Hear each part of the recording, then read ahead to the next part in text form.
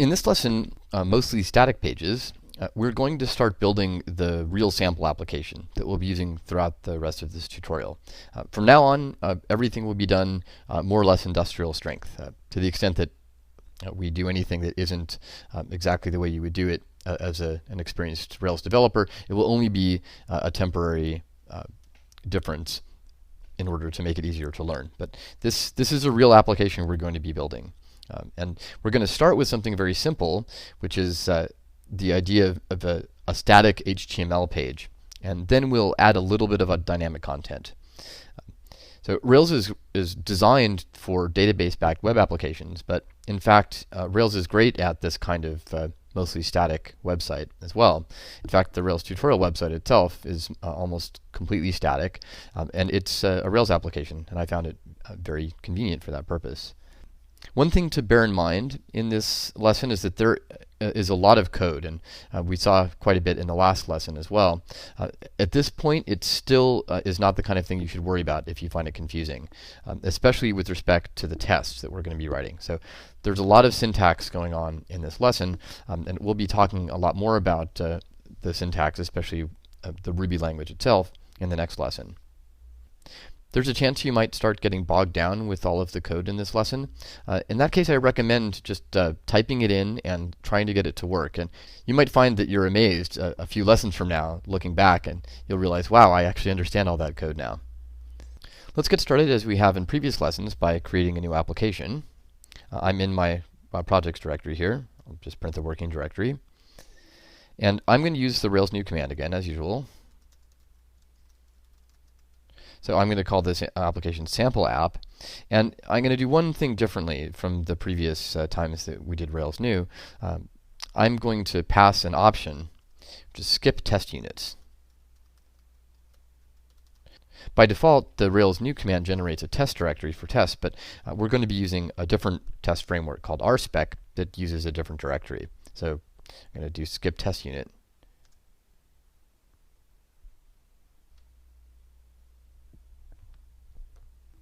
Now let's cd into that directory, sample app.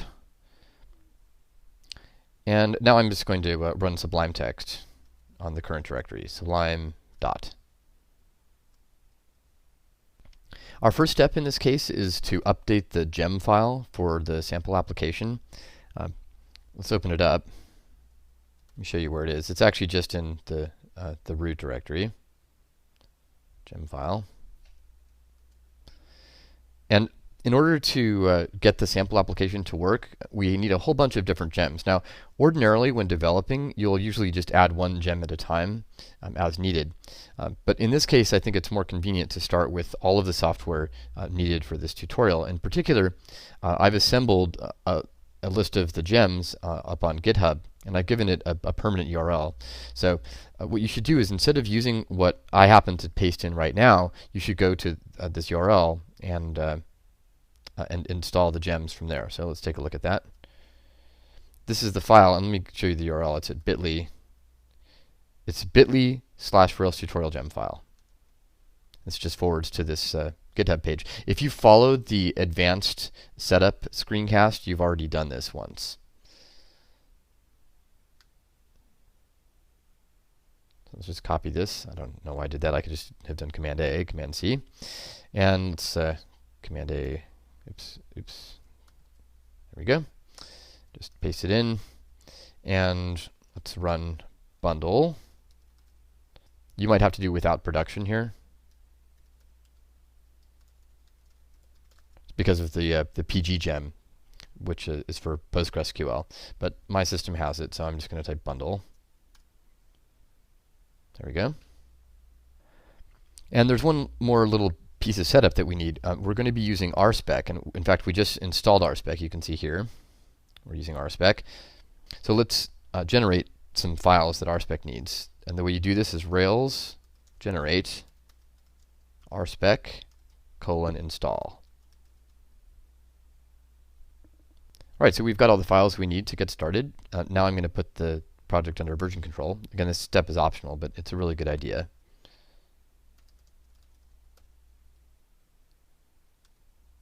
And let's take a look at the .getignore file. Remember, it's right. It's just right here. And let's add DS store.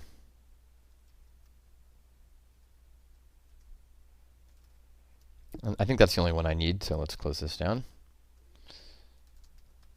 Add everything here, and then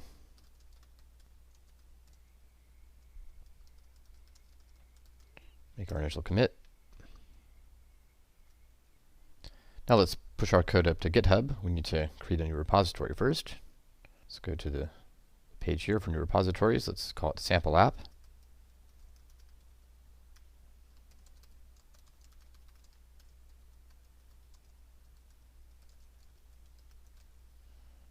All right, and then we're going to say anyone can see it. Let's create a repository. And as usual, GitHub gives us some instructions about what to do. So for an existing Git repository, we're already in the right directory, so we just need to add GitHub as the remote.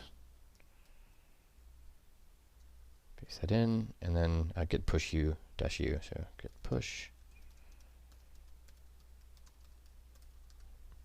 it up. And while it's doing that, we can click on continue. And there we go. Repository was successfully created.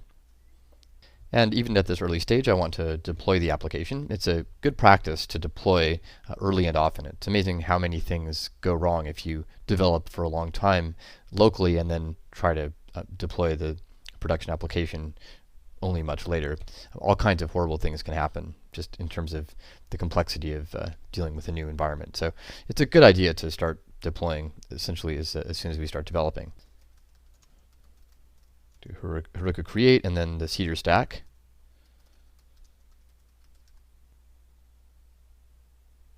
And now we need to push up the code. Git push Heroku master. For subsequent pushes, you'll see that you can actually leave off master. Just say git push Heroku. In fact, I have an alias on my system. Deploy. It just says git push Heroku. I deploy so many things to Heroku.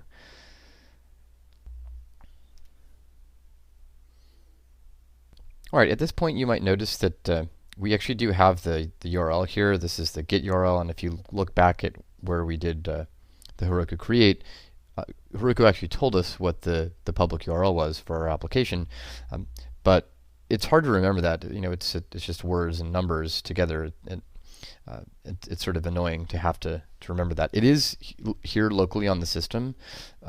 There's a place, if you look in the .git directory, and look at config.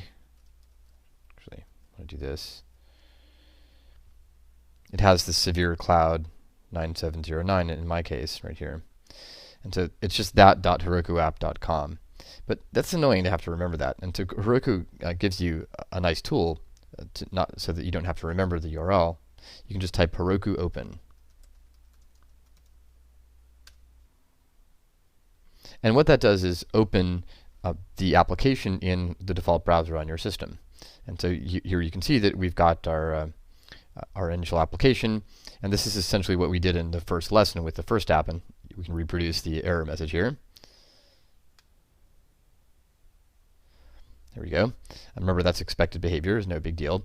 So as we continue throughout the rest of the development of the sample application, I'll be deploying this sample app to Heroku. Of course, this is an optional step, but I think it's really exciting to see your application come to life on the live web.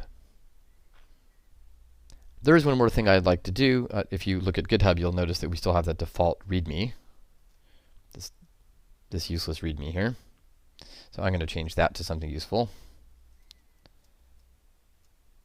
So first I'm going to change its name with git move. I'll change it from readme.rdoc to readme.md. Remember, this md is markdown. So GitHub will infer from the file name extension what the content is, or what the format is. So this is good. Let's open it up. And I can just remove that, and let's say that this is the Ruby on Rails tutorial sample application.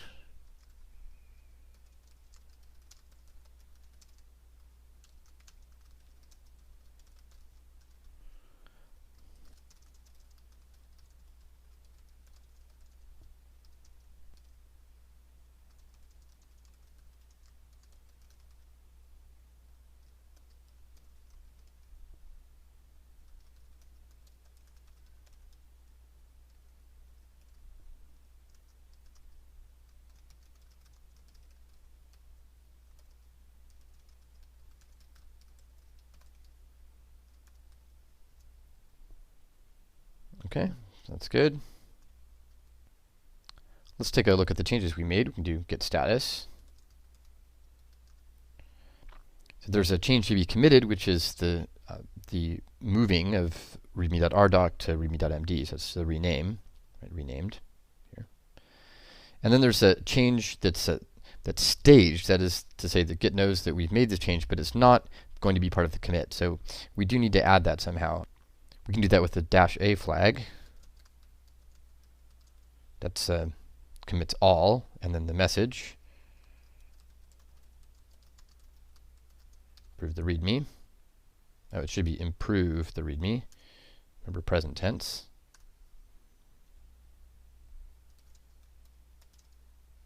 Push up to GitHub.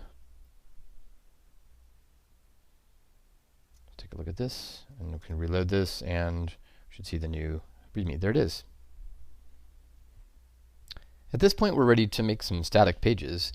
There are two main ways that Rails can make static HTML pages. The first and very rare way is to make raw HTML itself in the public directory. And the second way is to use the Rails views, which is the main way that you would ever make static content in Rails. But just to get started, let's take a look at what's involved in making a truly static HTML page here in the public directory. You can see that there are several HTML files already, including index.html. Let's take a look at that. Oops. If you take a look at this, it says Ruby on Rails, welcome aboard. And if you go down here, it says you're writing Ruby on Rails. So at this point, we identify this HTML page as the static page that we see when we just look at the default Rails application. Let's take a look at that. This is the one at Heroku, but we can look at the one on localhost here. Oops, we're not running a server. Let's do that.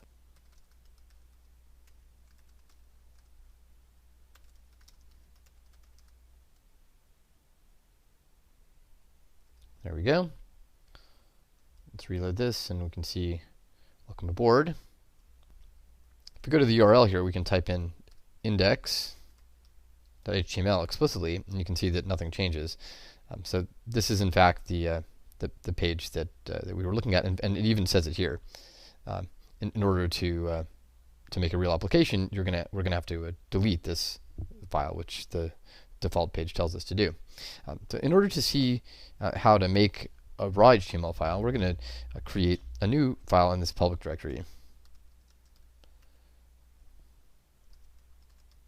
going to call it hello.html. This is essentially hello world.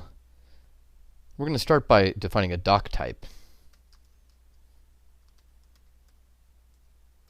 The doc type identifies the kind of document, and in this case, this is an HTML document.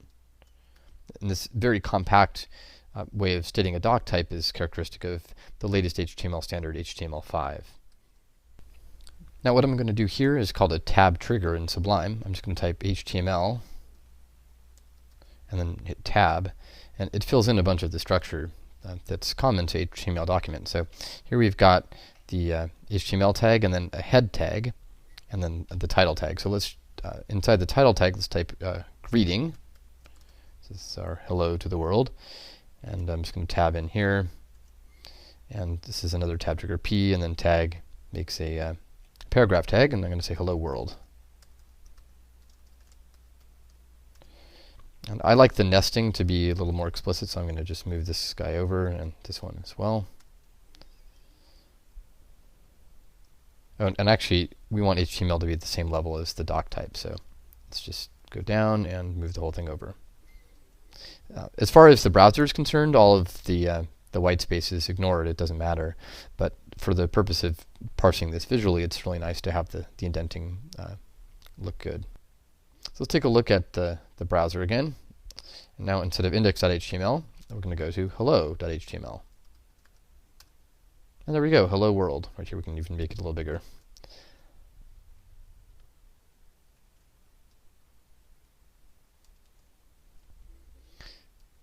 That may not be very exciting, but it's certainly proof that we're doing something on our local machine that is able to be served up by Rails. But we're not going to use this hello.html file ever again, so I'm going to remove it.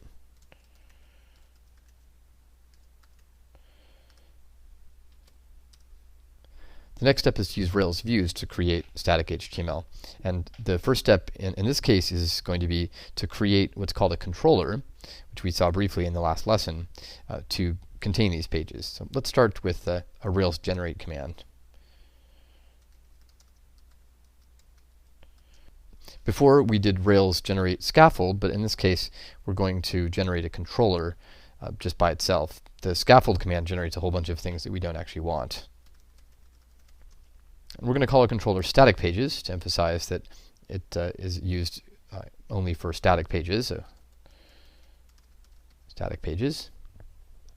And one of the things you can do at the command line is put in the names of some of the pages that you want. In this case, we're going to make a home page for our application called home. And we'll also make a help page. Now I'm going to hit return here, but this is actually an error. And it's unlikely at this point that you'll be able to figure out exactly why unless you've read ahead in the book. But this is going to be a useful exercise. What happened here is that we generated a bunch of files, including some spec files that we don't actually want. In particular, there are these spec view files, for example, that it turns out, if you've read the book, you know that I don't particularly like these view files. There are a bunch of reasons I don't like to have separate view specs. But I don't want those files. And in previous editions of the Rails tutorial book, I removed these by hand. But it's much cleaner simply not to generate them in the first place. And there is a way to do that. There's an option you can pass to Rails generate. The problem, though, is that in order to do that, we need to reverse what we just did. And you can see that there are all these files. This is really annoying.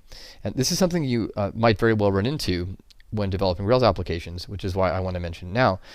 Every time there's that you generate something, you can destroy that same thing just by typing Rails destroy. It's essentially the inverse operation of the generate command. So it will not only remove the controller in this case, but all these auxiliary files that we don't want. So let's do that.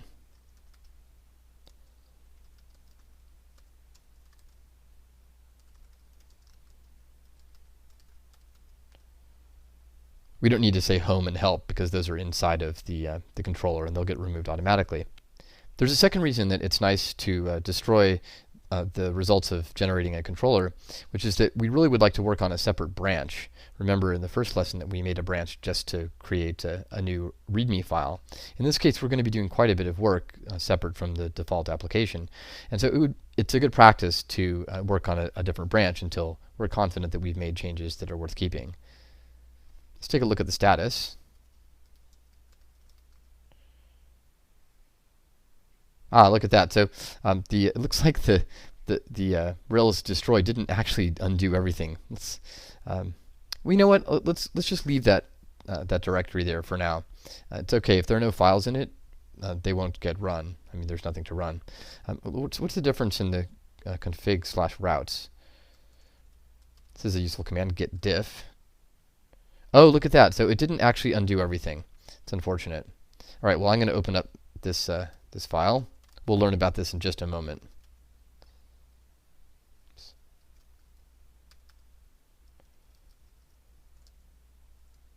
Actually, remember what we did. In the first lesson, we learned about how to undo changes in a particular directory using version control. So let's add all these changes. Git add dot, and then I'm going to do git checkout, and then -f for force. There we go. So nothing to commit, the working directory clean. See what I wanted. So now let's check out a new branch for making static pages. Git checkout -b, and then the name of the branch. You can use an underscore there between static pages. For some reason, I like to use the dashes for Git branches. And now let's do our Rails generate.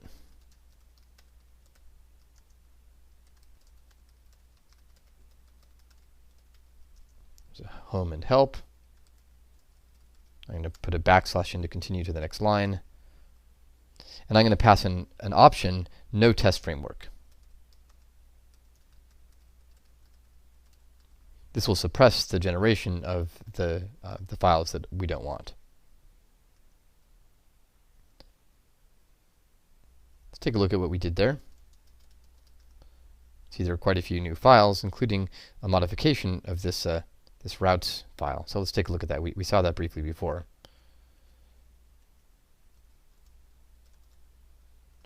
So there's our routes file, and if you want to see where it is, I can just open up the sidebar here. It's in config routes.rb. The two lines here give us a hint about what we've just done. The first line says get static underscore pages slash home. The second says get static underscore pages slash help. Here the word get refers to the kind of request that this page responds to. A get request is the kind of request that happens when you just click a link on a browser or put the URL directly into the address bar. So let's take a look at that first page, static underscore pages slash home. This is localhost 3000 static pages slash home. And there we see the default home page. This is the page that's created by the generator, and it's in the static pages controller, and it's the home action. And then it gives you a hint. It says find me in app views static underscore pages slash home.html.erb. So let's take a look at that file. Let's navigate to it directly.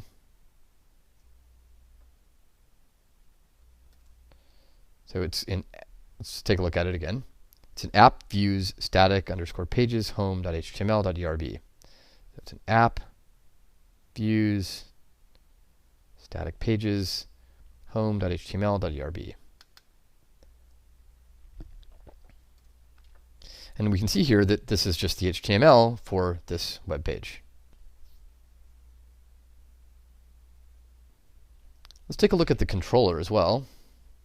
It's an app controllers static pages controller. There we go. And here we see that there's a Ruby function defined by this def keyword that we'll be learning more about in the next lesson. And then we've got home and help. This is a Ruby class. If you've studied object-oriented programming, you'll have some idea of what that means. And in the last lesson, we talked a little bit about the idea of inheriting from the application controller. One of the things that you might notice if you've studied programming languages before, especially something like Ruby or Python, is that if you were to make these function definitions and just leave them blank, they wouldn't do anything. And yet in Rails, they do something. And it's a consequence here of inheriting from the application controller. This is one of the reasons that I think that if you really have a primary interest in making web applications, that you don't necessarily have to study a lot of Ruby or Python or some other language before starting. Even though it certainly is helpful to have some background, it can be quite confusing because this looks like it does nothing, but in the context of a Rails application, it does quite a lot. And in particular, when we visit this URL here, /static pages /home, it gets routed into this action. And the default behavior for an action like this is to render as HTML the corresponding embedded Ruby page. That's what this .erb here at the end means in this file name. So home.html indicates this is an HTML file, and the .erb means embedded Ruby. But if you look at this page, you might notice that in fact there's no embedded Ruby at all right now. It's just a static page. This is just HTML. Over the course of the rest of this lesson, we'll change this situation and actually have some dynamic content in these pages. Before moving on, if you're using Git for version control, you should follow along with me and make a commit. It's a good idea to make frequent commits when developing software, but as I mentioned briefly before, throughout the rest of this screencast series, I'm not going to do lots of commits because I think it would break up the flow of the discussion too much. But for now, I want to show you the kind of commit you might very well make if you were doing this for real. Let's take a look at what we've got. We've got a bunch of untracked files here, which is an indication that we need to add them to the repository. We can't use the -a flag to git commit in this case, we need to add them explicitly. So git add dot adds them, and then I'm going to commit them with the message add a static pages controller.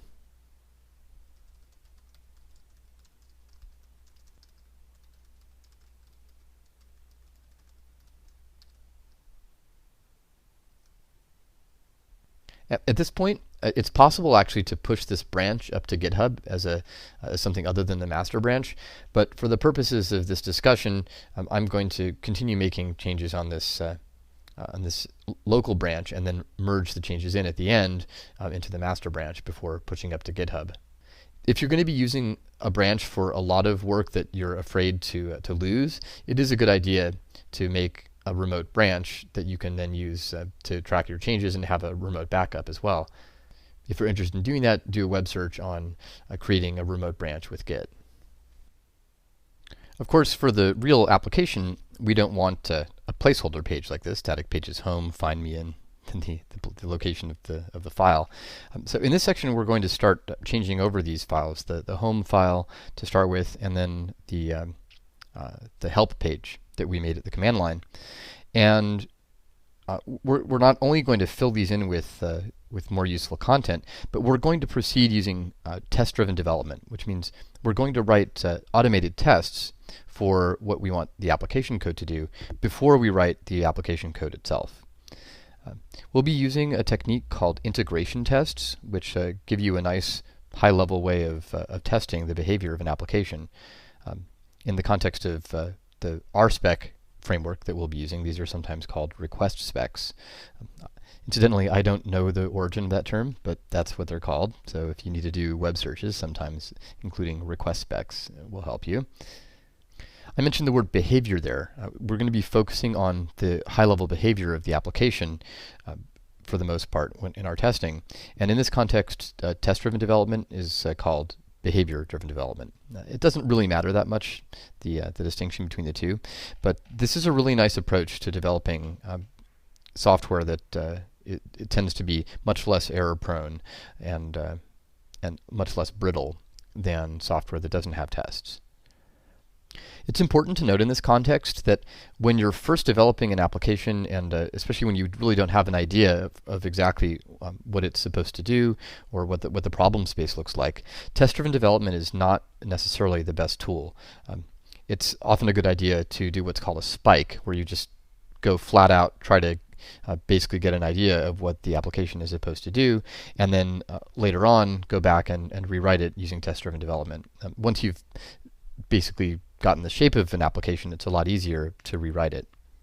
In fact, you don't even have to rewrite it completely. You can do what's called refactoring, and we'll be talking about that a lot throughout the rest of the course of this tutorial. Our first step is going to be to change this home file, this home.html.erb, to have content that's more appropriate for the beginning of our application. Well, we'll be customizing this page extensively throughout the rest of the tutorial, but for now we just want to have it give the title of the application and also have some information about what the purpose of this page is. In order to get started with this, we're going to generate an integration test for our static pages. So let's do that at the command line here. We can type Rails generate and then integration test with an underscore. And then the name of the test. We'll see in a moment that this will automatically append the word spec, so we're going to just say static pages and hit return. You can see here that it generates a request spec, and it's in the spec request folder called static pages spec.rb. So let's take a look at that. For now, I'm going to use the sidebar, but ordinarily I would navigate using the find everything command. I'll switch over to that incrementally throughout the rest of this tutorial. Okay, here we've got the spec directory, spec requests, static pages spec.rb. I'm going to replace this interior code here, and I'm also going to change this just to static space pages. So describe static pages do end. Now, this is pure Ruby, but even if you've studied Ruby before, this might not look familiar. RSpec exploits the malleability of the underlying Ruby language in order to define a domain-specific language, or DSL, for doing testing. The best way to learn the syntax is by osmosis. You just need to use it, and eventually you'll see the patterns. I'm going to be using some commands, including what are called tab triggers here in Sublime Text that are specific to my setup. If you'd like to try to replicate this setup, I recommend going to the Advanced Setup section of the Rails tutorial book, Chapter 3 on static pages. There's also a free screencast that covers some of this material as well. This file is designed to describe static pages, and we're going to have a nested describe block in here. These are called blocks. Whenever you see a do end, it's a specific Ruby construction called a block. And we'll be talking a little bit more about this in the next lesson. So we're going to make another describe block for the home page.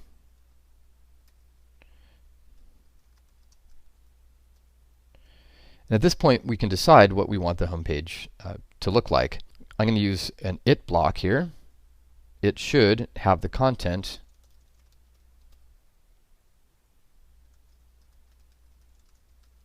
I'm just going to say that I think this page should have the content sample app. This is just a way to get started. We're actually going to make more specific tests later on. But for now, this is a good start. The stuff inside the green here is just a string. It's not actually code. Incidentally, the syntax highlighting doesn't quite work here. It's a little annoying. This should be orange, and I haven't figured out how to get that to work. But the do is part of the block structure, and the stuff inside here is just a description. This is for the purposes of documentation. Now we're going to be writing some Ruby code, and we're going to use a method called visit. This is part of the Capybara gem that we installed at the beginning of this lesson. Capybara, incidentally, is the successor to a program called WebRat. I think the name WebRat inspired Capybara. Capybara is the largest rodent. So this visit method is part of Capybara, which works really nicely with RSpec. So we're going to visit the page that we want to test. So let's take a look at that. Here's the page, and let's just copy this just to emphasize that we're really just visiting this page inside the test. I'm going to put it in single quotes. Double quotes would work here too. We'll talk more about that in the next lesson. So we're going to visit this page, and then we're going to say something about what this page should look like. We're going to just say page dot. This is something that comes for free as part of our test setup. Page dot should, and then I'm going to use what's called the have content method. Should have content sample app. And save that. Now I'm going to run the test, and at this point, since our home page does not have that content, it should fail. Let's run the test at the command line. In this context, we need to run the RSpec command, and because of the way bundler works, we need to type bundle exec before it. So RSpec is a command line command, and we want to run it on this file, spec requests static pages spec.rb.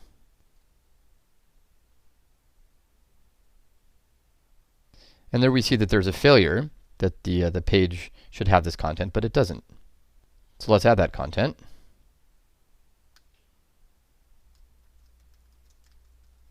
Put this in here. And I'm going to add some other content as well. Now, it's always an art to figure out exactly what you should be testing for.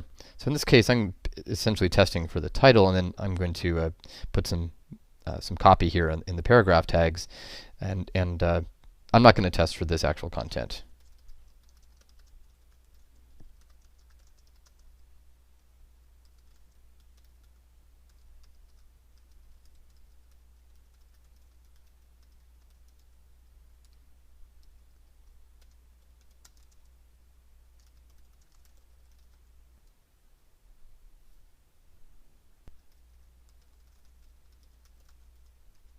All right, at this point the test should pass. Let's go take a look. Just do an up arrow and rerun it. And there we go. We now have a passing test. And in fact, let's take a look at the actual page. Refresh it just to be sure. There we go. Now that might seem like an awful lot of trouble for such a simple change, but one of the cool things about test-driven development is that you get into this cycle of red and green. You get to red, as indicated here, a failing test is in red, and then you make some application code and get to green. And you can get into a really nice flow state this way, where there's this cycle, red, green, and then when the application code starts to get a little ugly, you can refactor. And it's great to have an automated test suite when you're going to do some refactoring. When refactoring means that you change what the code looks like without actually changing what it does.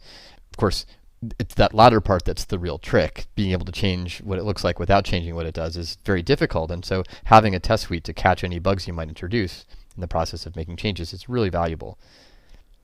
Now, you might not be all that impressed by this workflow that I've used so far, and it is a little cumbersome to have to switch to the command line to run the tests.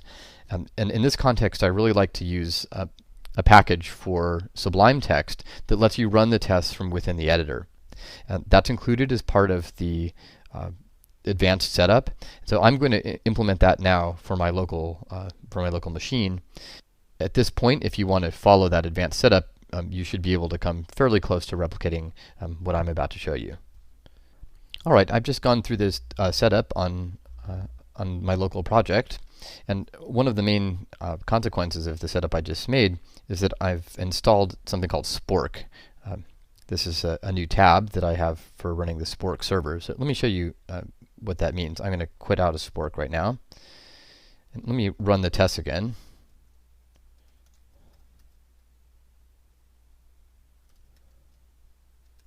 You might notice I've stopped using bundle exec. That's because I've configured my system so that I don't need it. Again, this is covered in the end of chapter 3 and in the free screencast on advanced setup. It's giving me a warning here that no distributed Ruby server or DRB server is running. That's because I've added an option to my .rspec file telling it that it should expect a Spork server somewhere. And you can see that there was quite a bit of overhead. It takes some time to get started. So what Spork does is it gets rid of that overhead. I'm going to run Spork. So it's preloading the Rails environment. And now, if I run it again, it's really fast. So the amount of time it takes in terms of this finishing statistic is just depends on how fast the machine happens to be running. But there's this overhead that you don't have to deal with, and that's particularly useful because oftentimes you'll just be running one test at a time, or maybe just one test file. And in that case, the overhead of just starting up the Rails environment is a substantial fraction of how long it takes to run the test. So let me show you this here.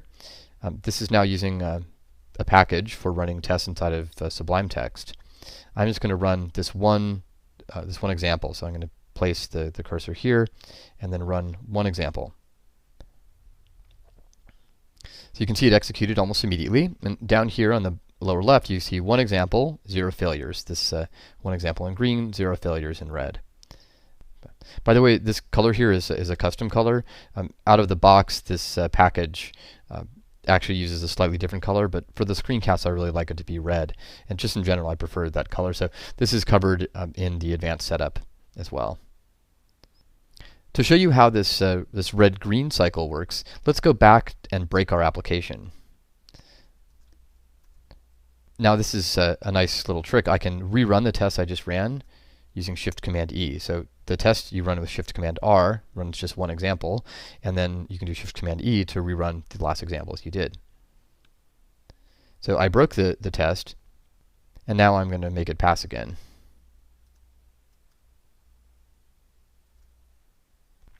So let's go through that cycle again for the other page that we created, the command line, the help page. Let's take a look at the current state of the help page. Let's see where it is. It's in app, views, static pages, help.html.erb. And let's write our test for it. It's just going to be the exact same thing. I'm just going to copy this here.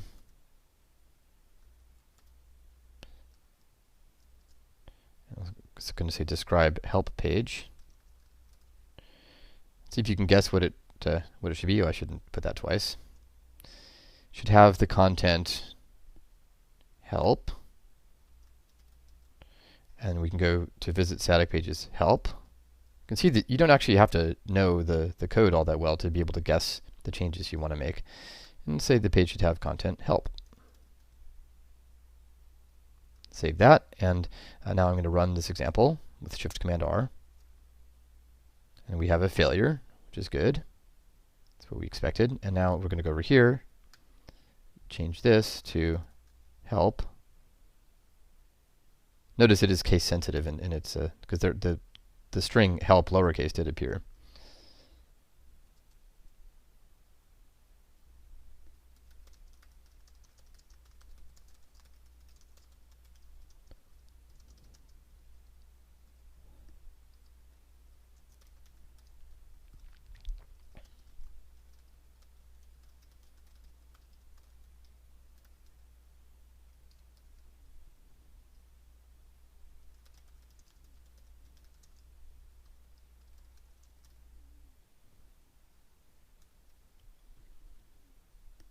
By the way, this is the right place to go if you want help on the Rails tutorial. It's at railstutorial.org/help. There's a lot of material there that'll give you hints on how to debug your application and where to go for further assistance. There's also a full reference implementation of the sample application. I don't recommend using that in general. You'll learn a lot more if you type things in yourself, but it's a really good tool for tracking down discrepancies.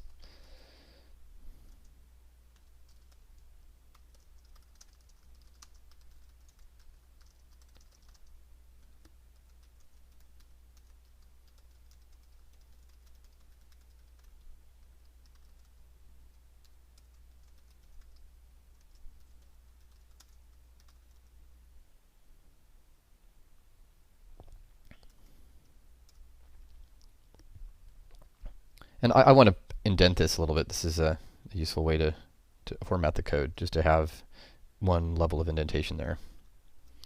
And now remember, Shift Command E will rerun the tests. And there we go. One example, 0 failures. It's a good idea when you reach a natural stopping point to rerun the entire test suite. And the way to do this is at the command line. So you can rerun the entire test suite by typing rspec spec. And you just give it the directory, and it runs all the tests in that directory. Now, right now, there's only one test file, but this is a good practice to type rspec spec. Remember, you might need to type bundle exec, but I've configured my system so that I don't have to. There we go. Now, typically on a website, such as the sample application we're building now, you would want more than just a home page and a help page. There are a couple more pages you might want. We're going to add one of them right now and then a second one later in the lesson. The first one we're going to add is an about page, a page that discusses, about us, describes what this application is. And we're going to add this page using test-driven development. So let's take a look at this. Probably guess what the test will look like. Just copy it. Describe about page. It should have the content about. Actually, we're going to, as a variation on this theme, we're just going to say about us, just to show that it doesn't have to be exactly the same as the name of the action. View static pages or visit static pages / about. Should have content about us. So let's run that example. We've got a failure. Let's take a look at what it is.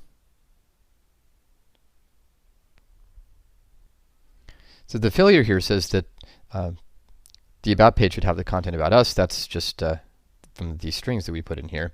But then it has an error. It says that when it visits static pages about, there's a routing error.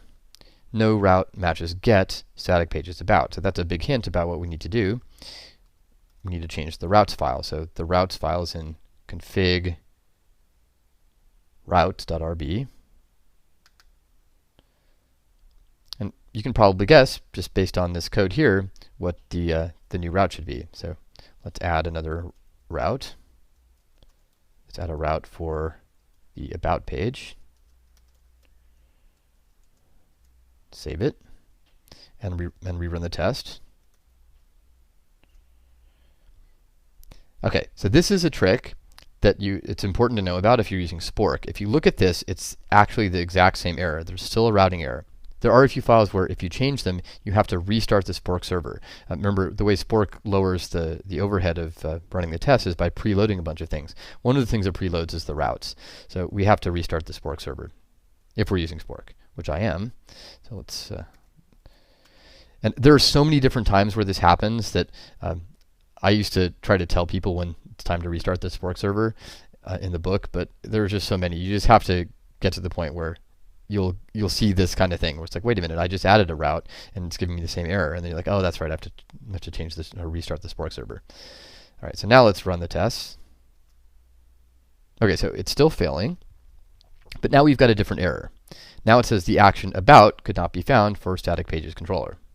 Okay, and that's not surprising because we don't have such an action. Close this down. But we do need the static pages controller here because what we're going to do is add an action in parallel with the other two. You can just save that and rerun the test. By the way, if you were curious in previous lessons why I had this 2-panel display for the code, this is why. It's because I like to bounce back and forth between the test code and the implementation. This is a really nice setup, I think. Okay, that's good. It's a different error. Now it says action view missing template. So a template is essentially what a view is. So what this is saying is that there's no view called, there's no view corresponding to about. Now remember that the view corresponding to help is help.html.erb, for home is home.html.erb. Right in here. So that means we need to make a new file called about.html.erb. I'm going to make a new file here and save it into views, static pages,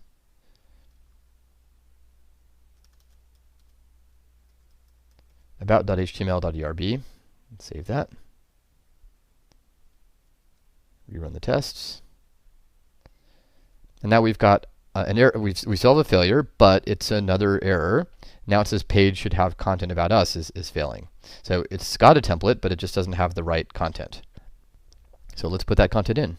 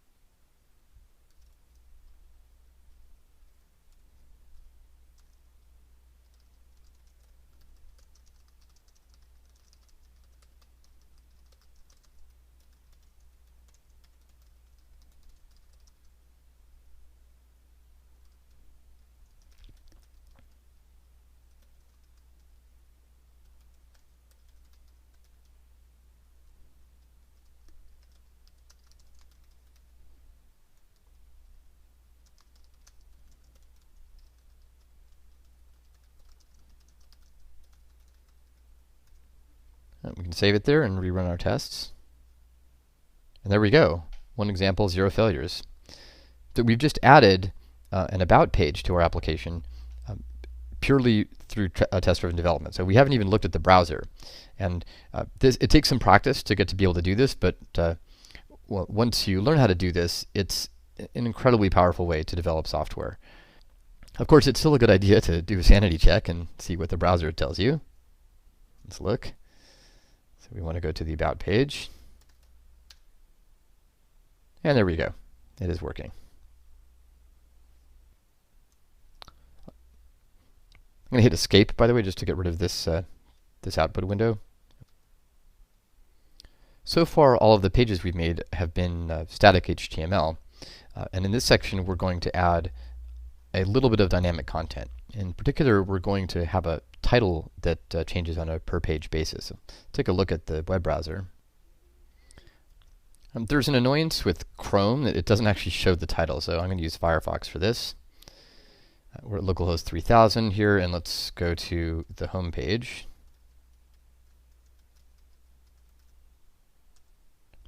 can see that the title here is just sample app. Let's look at help. Also sample app. So what we want to do is change that title and tailor it to each page. Let's get started by writing a test.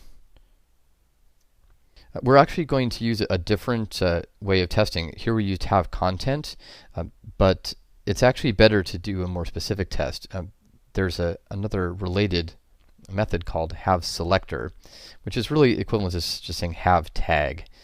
Used in earlier version, I think in WebRat it's have tag, but Capybara uses have selector.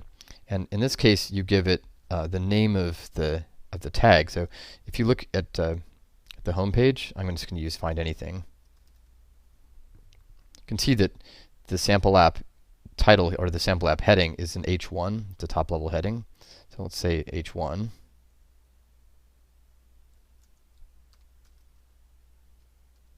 And then you give it an option.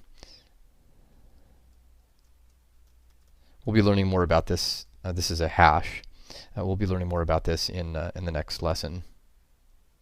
So we've got that, and we can do the other two. Just replace these.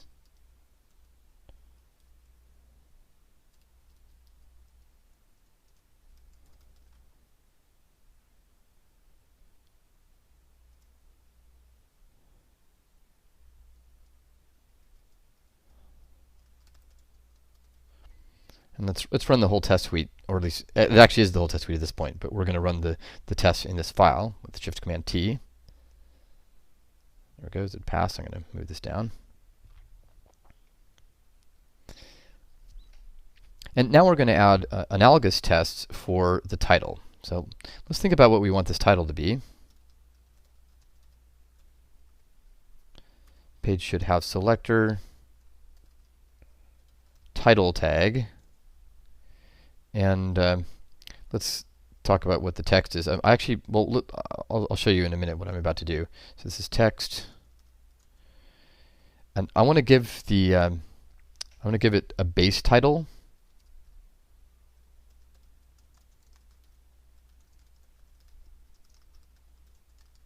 Ruby on Rails tutorial sample app, and then I want a specific title for this page. Let's call it home. Now, you might notice that what's happened here is I've gone way off to the right, and if you look down here, you can see that I'm actually in column 94. I really can't stand this. I'm a devotee of the school of thought that says you should stop at 80. This is the traditional width of old school terminals, but it turns out to be a really great way of enforcing discipline on programmers. If you have to go much further than 80, then you can probably change your code in some way to make it more convenient. And in fact, in this case, we'll see later on that we're going to replace this base title with a helper method.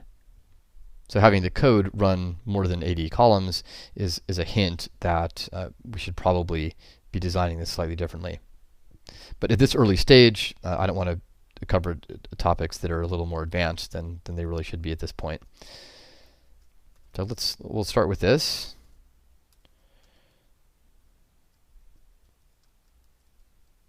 Oops.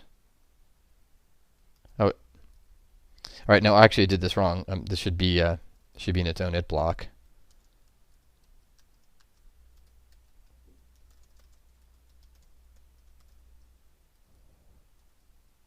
There we go. And then I can copy it. Oh, and we actually do need to visit the page here.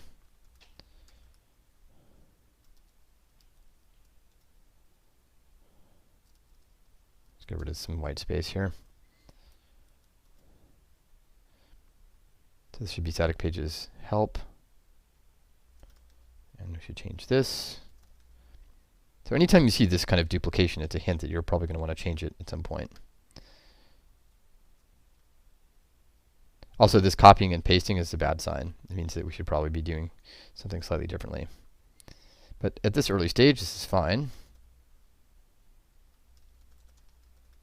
About us.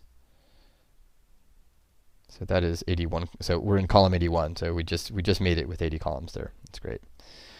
So let's run these tests. We should be red. Good. 3 failures. And now for the purposes of what we're about to do, I actually want to get rid of something that Rails now puts in by default. This didn't used to be generated by default, but it's so instructive to get rid of it and then put it back that I'm going to cheat a little bit here. There is what's called an application.html.erb file, which is a layout. And I'm going to rename it to something, and then we're going to restore it at the end of this lesson. So I'm going to move app views layout application.html.erb, and I'm just going to call it foobar and put it in the current directory. To the effect of this, if we reload this, now there's no title here at the top. So we're going to put that title in, and we're going to put in some additional HTML structure while we're at it. So let's go up here. We're going to give each of these pages a doc type.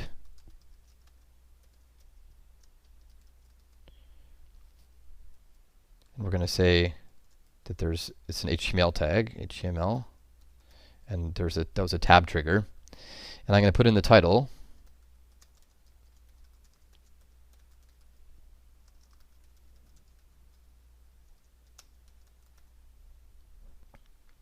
And inside the body, I'm going to put this here. Ordinarily, I would do some indentation, but we're actually going to be undoing all of this in a moment, so I'm not going to bother with it right now. So let's rerun the test and see if that did anything. Look at that. Instead of 3 failures, we have 2. So that's a good sign. Let's go to the About page here. Same thing. I can just copy this. That I'm copying this is also an indication that we probably are missing an underlying abstraction. But this is a good place to start.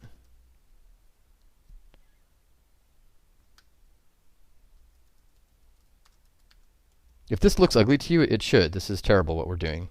But this is the first step, and we're going to get the test to pass. So we started at red, then we're going to get to green, and then we're going to refactor. So I'm going to open up the help page with find anything. You can see it does give you the location app view static pages help.html.erb. Okay, there we go. Oh, and I think I forgot the doc type here. Oh, yeah.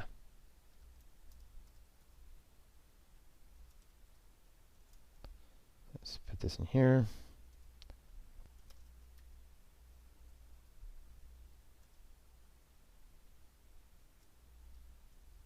That's a little application called Jump Cut for OS X, by the way. It's really useful.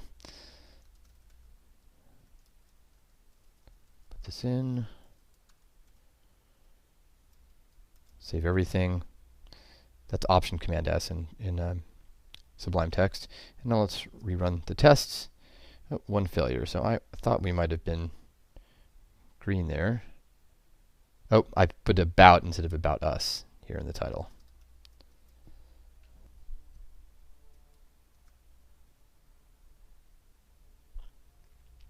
Okay, so now we've gotten to green.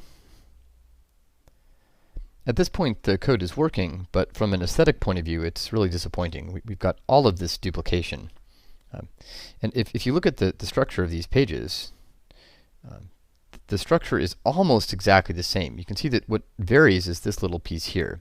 There's a base title, and then there's a custom title, a page title that changes on each page. So the way we're going to eliminate this duplication is actually to increase it slightly. We're going to make these pages exactly the same, apart from just 2 elements, rather than almost the same. So the way we're going to do that is using a method that's a little bit advanced, but this is the standard and correct way to do this in Rails.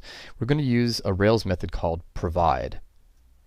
And as part of this, we're going to see our first example of what's called embedded Ruby. This is Ruby code that can be included inside site templates. And the way that we're going to use this provide method is to put it inside this angle bracket % construction. What this does is just executes the Ruby code that it encounters, and provide is defined by the Rails framework itself. So we're going to provide a title. This weird looking thing here is what's called a symbol. We'll be talking about that more in the next lesson. And then we're going to give it the name of the page. So in this case, it's going to be help. And then we're going to replace this section with a closely related form of embedded Ruby. Instead of just percent, the angle bracket percent, we have angle bracket percent equals. The difference is that this code just executes the Ruby that it finds inside. This code executes the Ruby inside and then inserts the result into the site template. Well, in general, it will be the site template. In this case, it's just the help template. As you might guess, that we're actually going to be hoisting this up into the site-wide template. The way that we insert this help is using a keyword called yield. This is a little more advanced than I would like to introduce this early in the game, but this is the right way to do it. And it used to be a little bit more intuitive, but Rails has been changing things over the past few years. This is it makes sense if you understand what's going on under the hood, but at this stage you probably don't. But you can probably see from this the pattern how it works, or at least how to replicate it in these other templates, and which is what we're going to do in a moment. So there's this provide.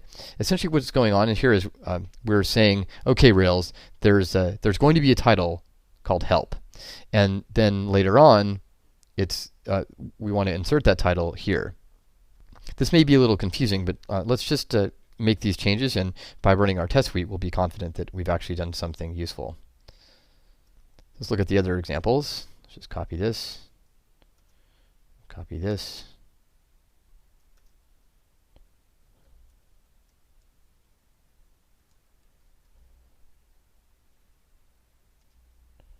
Provide title. This is the home page.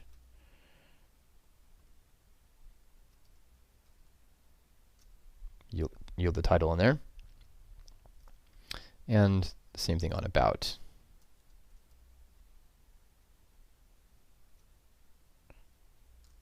About us.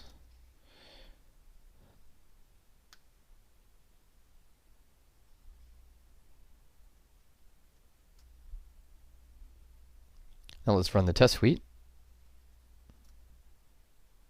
And there we go, it's still green. So that shows that what we just did actually works. And let's just do a sanity check. Refresh this. There we go. Ruby on Rails tutorial sample app, help, up here at the top. You can go to about. And the same thing. Now we have the right title and also the right heading. Now if we examine the structure of these templates, we can see that everything in here up to the body tag, from doc type to body tag, is exactly the same. And the closing tags are also the same. We can just go back and forth to the 3. So the only thing that's different is this first line that gives the title, it provides the title, and then the body is different. So there's a standard solution to this in Rails called layouts, and we talked about it briefly before. Let's move foobar back to where it started, which is app, views, layouts, application.html.erb, and let's open up that file.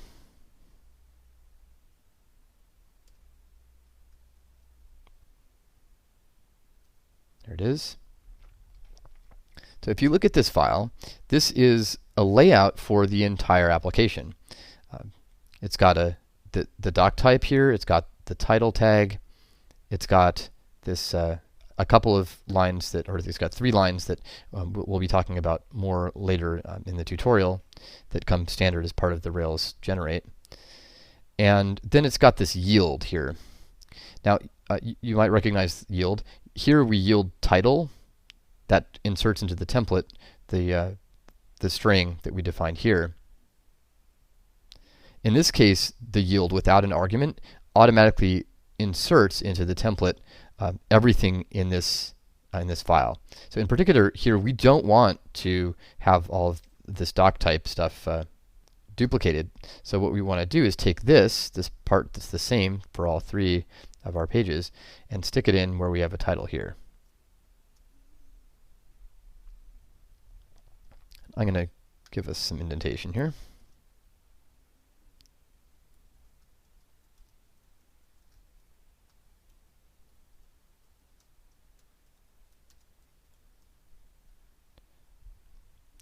take a look at this.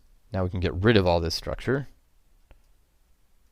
Get rid of that. Get rid of these tags at the bottom. Same thing here. We can just get rid of all this. All this duplication is just going to go away.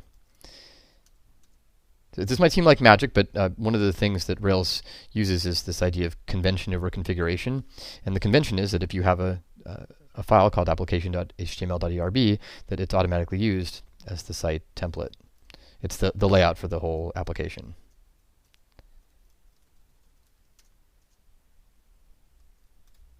And let's save everything, and now let's rerun the test suite to see if we're still green. And there we go, we are still green. So what we just did is we refactored the views to get rid of the duplication, and we put the duplicated code into the application layout.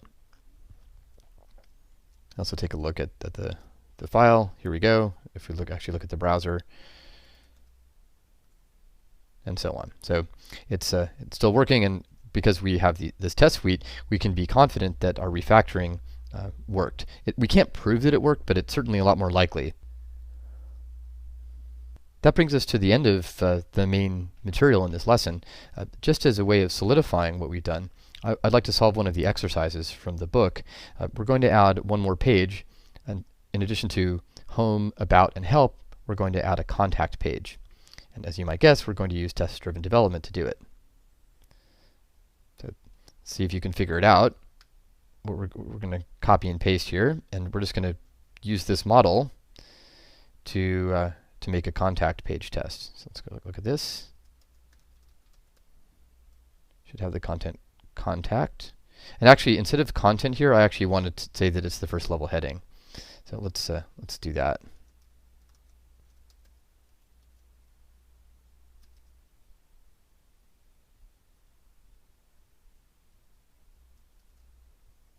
And replace all in this file. Right, let's change this text to contact. Change this to contact.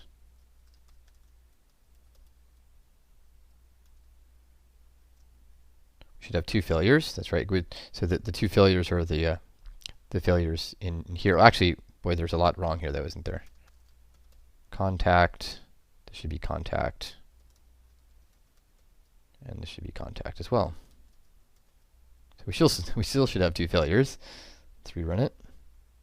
There we go. So those two failures are from these guys here. By the way, looking at this, you might notice just how much duplication there is. We're visiting the page in both places here. We've got this this base title that's common. We'll be fixing that in later lessons.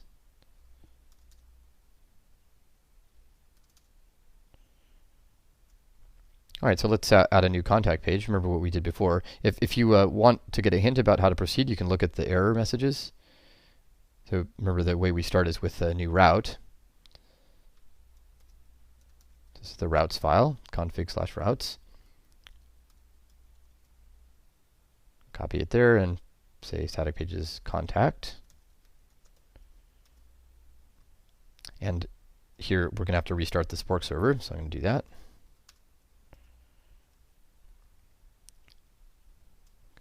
Rerun the tests. Still two failures, but it's a different error. If you scroll up, you can see it's a different error. It's going to complain about a lack of an action, which we can put in here.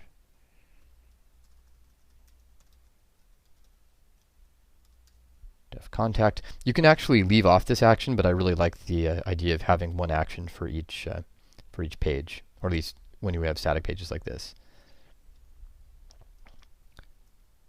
Now it needs a site template. So we're going to call this not a site template. We need a page template. So it's going to be in static pages. It's going to be called contact.html.erb.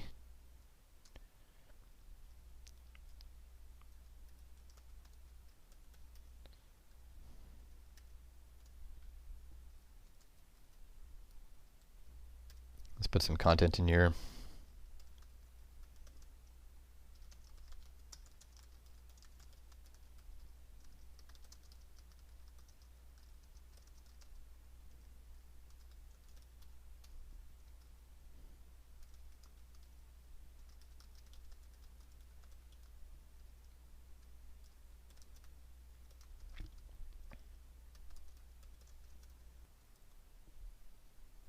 Let's save that and rerun our test suite. One failure. Ah, very good. So I thought we might have been green there, but I forgot something. My test suite told me. What we're missing here is the title. So what we need is the provide. So let's put that in. By the way, that shortcut there is not inside of Sublime Text by default. That's another thing that you can install as part of the advanced installation or advanced setup. Provide title, double quotes or single quotes both work here. But I'll try to be a little consistent. There we go, contact. Now let's rerun the test suite. And there we go. We've now added a contact page, and our test suite is green again. Let's take a look at the contact page. There we go. At this point, we're ready to make a commit to our application. And before making a commit, I usually like to rerun the full test suite just for sanity's sake, really for paranoia's sake. Our spec. There we go. So we're green.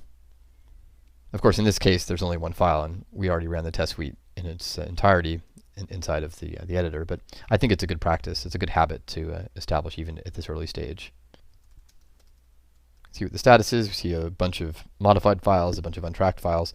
Your results will vary here. Remember, I did some advanced configuration, so things like the .rspec modification and the modification to .getignore. You probably won't see those unless you followed the steps in the advanced setup. So let's get add dot.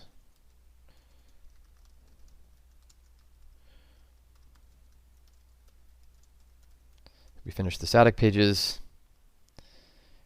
That completes that commit, but of course we're still on the static pages branch. So let's go to the master branch and merge in our changes.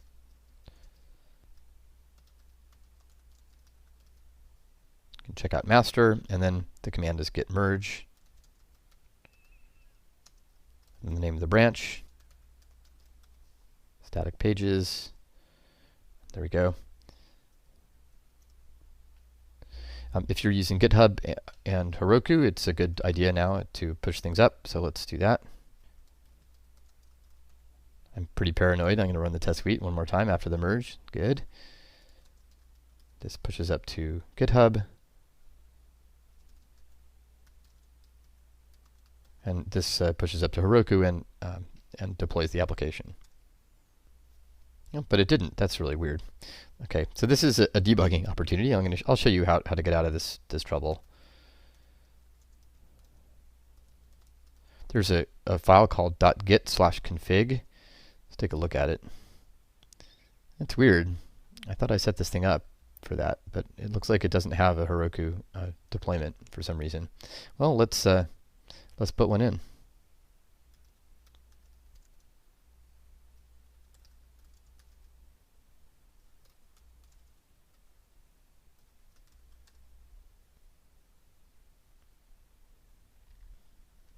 I'm going to copy the URL here, and then I'm going to do a git push, Heroku. And this is the first push, apparently. Git push Heroku master. All right, now that the application's finished deploying, let's take a look at it. I'm going to use Firefox again, because remember we're looking at this title. And let's go to home. This is static _pages / home. There we go. So we can see the title, Ruby on Rails tutorial sample app, home, and then the right H1. Great, so in this lesson we've covered the basics of static pages in Rails, and in the context of this relatively simple application, we've introduced this idea of test-driven development. We've also introduced along the way quite a lot of Ruby syntax. So the next lesson will involve taking a detour and covering Ruby a little more systematically, especially the kind of Ruby that you need for writing Rails applications.